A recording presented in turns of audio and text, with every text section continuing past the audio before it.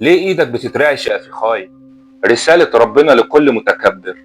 شفتوا الفيديو اللي فيه افيخاي ادرعي المتحدث باسم جيش الاحتلال واقف بيتكلم، بس في حاجة مش طبيعية، ايده بتترعش. عارف يعني ايه؟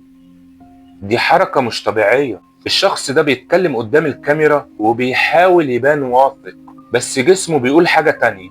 جسمه بيقول انه مرعوب، وهو بيحاول يهرب من الحقيقة اللي بتلاحقه، إن للظالم نهاية، وإن مهما عليت أصواتهم في الآخر في حساب. ورب اسمه العدل. ربنا سبحانه وتعالى قال في القرآن: وسيعلم الذين ظلموا أي منقلب ينقلبون. يعني النهاية واضحة، بس بعض الناس بتتعمي عن الحقيقة. اللي بيظلم ممكن يخبي خوفه من الناس، بس عمره ما هيخبيه من رب الناس. اوعى تفتكر القوة الحقيقية في الصوت العالي أو في العضلات.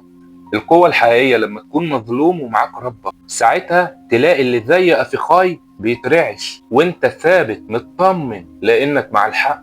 لو حسيت ان الكلام ده فعلا لمسك، شاركه، احفظه، خليه يوصل، وخليك دايما واقف مع الحق حتى لو كل الدنيا ضده. سلام.